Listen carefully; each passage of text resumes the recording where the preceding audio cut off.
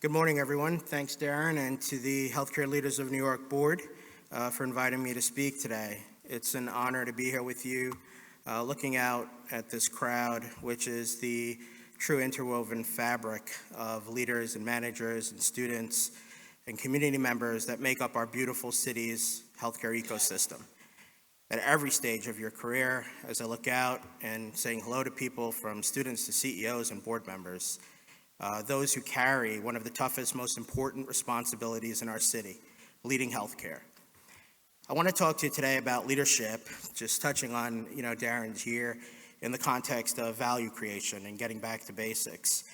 And my own lessons learned along the way, so that if helpful for you, you could take a part of it with you or not at all. As many of you know, I have the privilege to lead LiveOnNY York, the New York Metro Region's organ procurement organization. 4 years ago, sitting here, I would never imagine or believe that I'd be part of such a specialized niche part of the ecosystem that gathers us all here together. An ecosystem that's constantly changing, that needs to be cared for, nurtured, and invested in. An ecosystem that improves by being challenged and tested and resilient. Many believe that that's why if you can make it here, you can make it anywhere, because it's hard, but it's worth it, especially when people's care and lives are at stake. And because this is a human business, at least today, the same is true for all of you, cared for, nurtured, invested in, which all sounds nice. But the truth is, things of value are not only created by nice words. They're important words, but not the most important words on the list. I was in a meeting this week recently with some young leaders who asked how to move through the ranks in healthcare. I tried to give a lot of good advice and not tell them to just go to acting class and, tell their leaders they were smart and, Toastmasters. And, I tried to really navigate through that to give some good advice. And we talked about what perceived value was versus real value. And for fun, I gave them an exercise, and you guys could do it too as an experiment. But I told them to look up all the articles on the, 100 smartest things you could say to look smart in a meeting. And, spend the next few weeks in meetings looking at all the dialogue and, the commentary around that. No matter what anyone presents, somebody will say, does it scale? Or, could you go back a slide, and taking some notes? Or, one of my favorites around, what problem you're trying to solve. Fun experiment, but try not to laugh at anybody in meetings or you'll probably get in trouble. But I got back to, how to create real value, at least in my own voyage, my perspective on it. And instead of talking about any of that, real value, especially in business, especially in healthcare, value is not just money. It's not about money. It's not just about efficiency or productivity.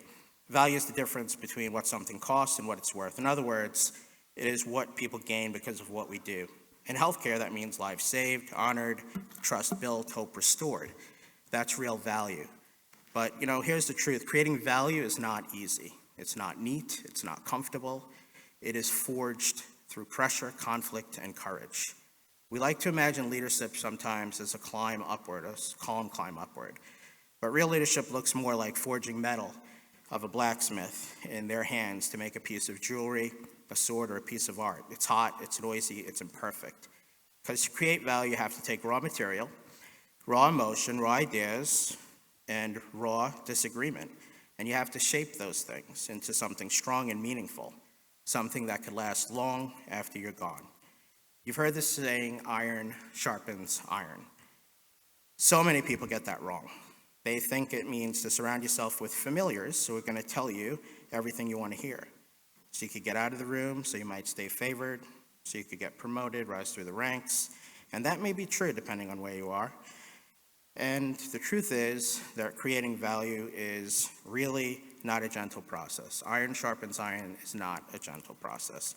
When iron meets iron, there's friction, there's heat, there's resistance, but that's how real strength's made. And the best teams, the ones that last, the ones that change things for the better, they don't avoid that tension, they refine it. They lean into it with respect and honesty, with shared purpose. They speak even when it's inconvenient. They challenge one another because they care about the mission more than their comfort. They build trust, and they value where it comes from. Not avoiding friction, but transforming it. Not to pretend things are perfect, but to make them better. And right now, our ecosystem's changing faster than most have seen, although many of us have seen it continuously change and iterate. And we have a privilege to be part of the institutions that we're in, to serve people. You know, leaders and staff in this room have built systems for decades, a very long time, that have honored and saved lives, that have educated leaders and clinicians in advanced science. To do this the right way, once you understand it, means that you don't only execute, but you do so while not compromising integrity for convenience. But make no mistake, integrity has a price, and doing that has a price.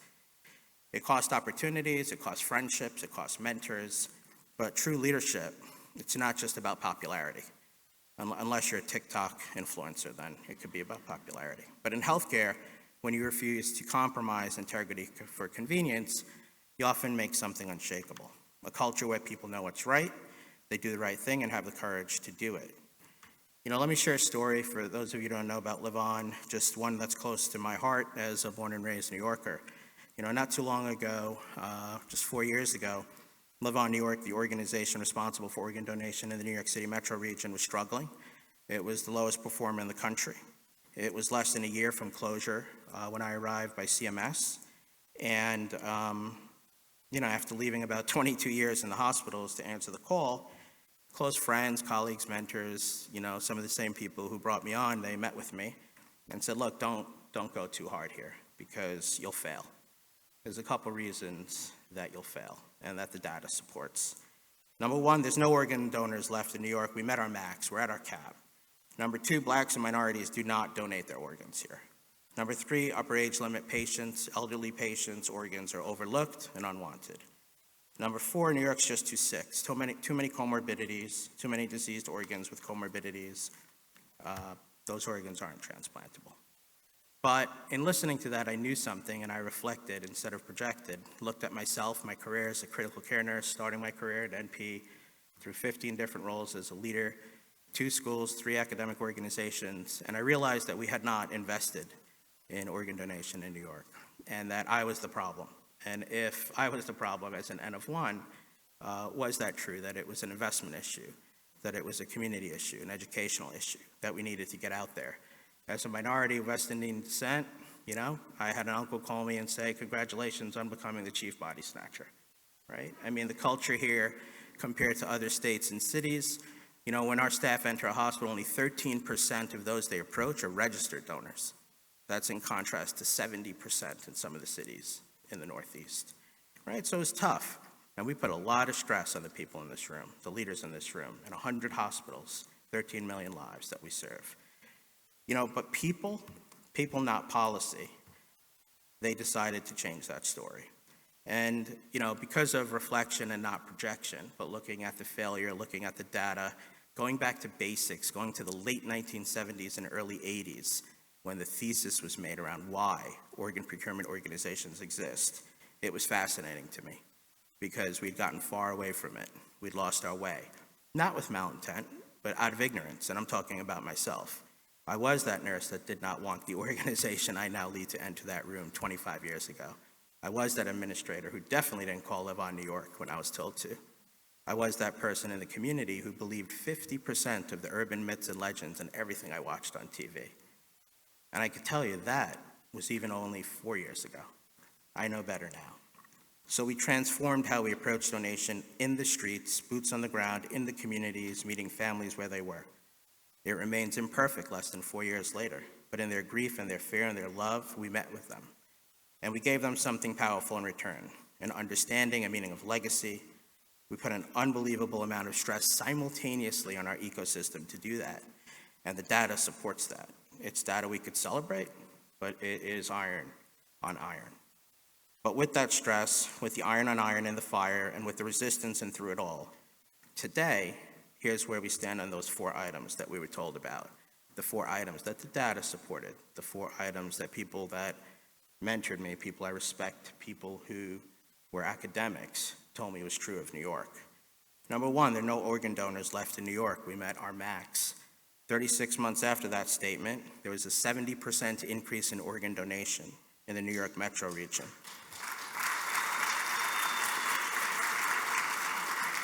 And, you know, as far as the hospitals won't call you, our donor hospitals, and many people in this room, right? Friction, tension, heat, you guys know what that stressor is. Think about that 70% are not those who said yes. That's the output of the end of the funnel of 70% increase of people who actually saved lives as a result of organ donation. Our hospitals doubled the amount of referrals within 2 years of that strategy. Doubled.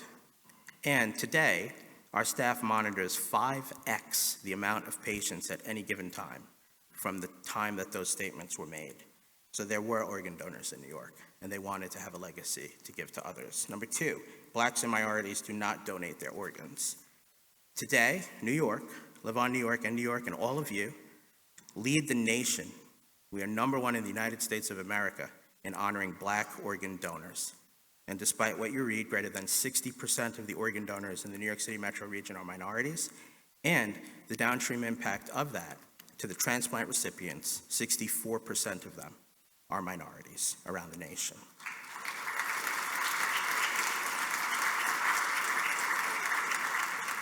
And all this data is public. This is federal data, so you guys can look it up. As far as the upper age limit patients on organ donors, people don't want their organs, they're too old.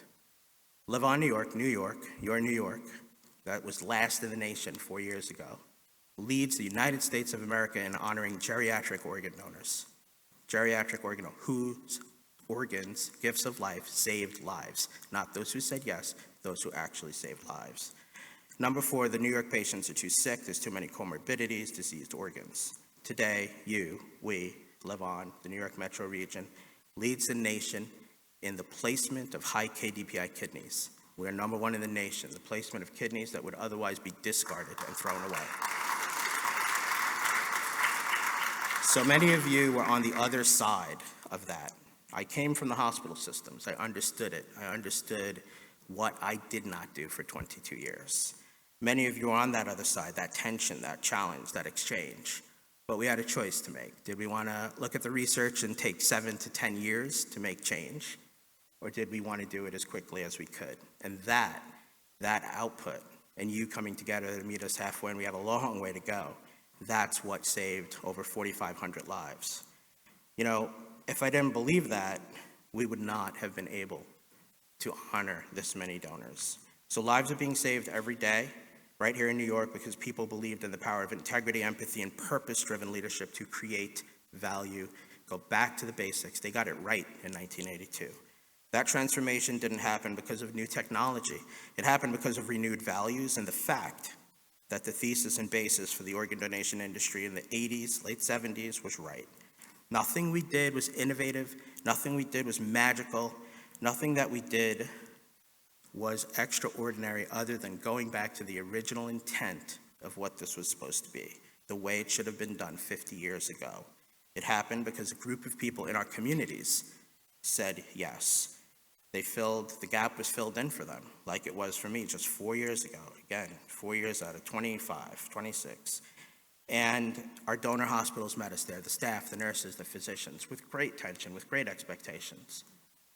But that's what it takes. That's what it took. So nothing's easy about this. Many of you know the friction that it's taken to happen.